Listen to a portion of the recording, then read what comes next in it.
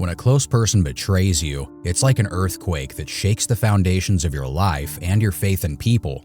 It's that feeling when someone you considered a friend, an ally, maybe even a member of your family, turns out to be the one causing you harm. It's a moment when illusions die, and you're left with questions that have no easy answers. It's a breach of trust that seems irreplaceable. You feel deceived, hurt, and often trapped in your own emotions: anger, resentment, disappointment. And now, you face an important decision: what to do when a close person betrays you. The first instinct might be to react with betrayal in return, or even seek revenge. But it's essential to remember that such a decision may provide temporary relief, but carries a risk of worsening the situation, especially if you're someone who values principles and morals. A more mature and productive approach is to give yourself time and space to reflect on what has happened. Try to understand the situation and why it occurred. Perhaps there were misunderstandings, lack of communication, or even personal issues that influenced the behavior of your close person. Identifying the reasons can help you determine whether it's possible to mend the relationship or if it's best to move forward.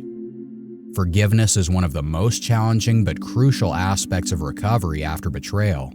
It doesn't mean forgetting or justifying the betrayer's actions. Forgiveness is an act of freeing your own soul from the burden of hurt and sorrow. It's a step towards healing that allows you to regain control over yourself and your life. But what if forgiveness seems impossible? Sometimes, people carry such deep wounds that they are not ready to forgive, and that's also okay. The most important thing is to take care of yourself, ensure your safety, and protect your emotional well-being. If continuing the relationship with the betrayer appears dangerous or futile, perhaps the best choice is to distance yourself from the situation and move forward. So why is it so difficult to come to terms with betrayal? Because we invest a tremendous amount of soul and trust in our relationships with close people. We share our secrets, dreams, fears, and hopes with them. And when that trusted person shatters this sacred bond, it strikes our soul like lightning. As Jean-Jacques Rousseau once said, "Betrayal gives us lessons that neither books nor teachers can provide." It's an experience that shapes our character and our understanding of human nature. But what to do if a close person has betrayed you? First and foremost, give yourself the permission to feel. Allow yourself to experience pain, anger, hurt, and sadness. There's no need to hide your emotions or pretend that nothing happened. Betrayal is a real loss, and you have the right to grieve. Then, take some time for self-reflection. Try to understand what might have led to this situation. This isn't an excuse for the betrayer, but sometimes understanding the reasons can help in the process of acceptance and conflict resolution. Don't forget Voltaire's words: "Betrayal by loved ones is a school of life." It teaches us to be wiser, stronger, and more prudent. In addition to all of this, remember that the world is full of wonderful people who can become your friends and support. Don't let one betrayal define your life and worldview.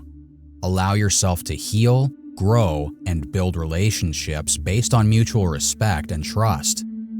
It may take time and effort, but with each day, you'll become stronger and wiser. Remember that you are unique and deserve happiness and love.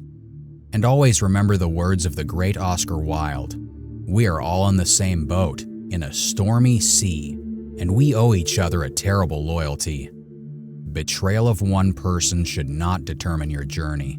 And finally, listen to a parable with profound meaning. Once upon a time, in a small village, there lived an old woman whose house was known as a place to find wisdom and solace. Her name was Anna. Her doors were always open to those seeking advice and understanding. One day, a young man named Ivan approached Anna. He had experienced the bitter taste of betrayal. His closest friend, Peter, whom he considered a brother, had stolen all his money and disappeared. Ivan was broke and disillusioned. He turned to Anna in search of some explanation and consolation. Anna listened to him attentively and in silence. Then she raised 2 clay pots in front of Ivan. One pot was new and beautiful, while the other was old and cracked. She began to pour water into both pots. Ivan asked, "What does this mean, Anna?"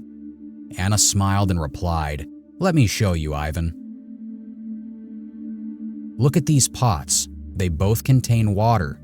But something happens when I start pouring water into the cracked pot."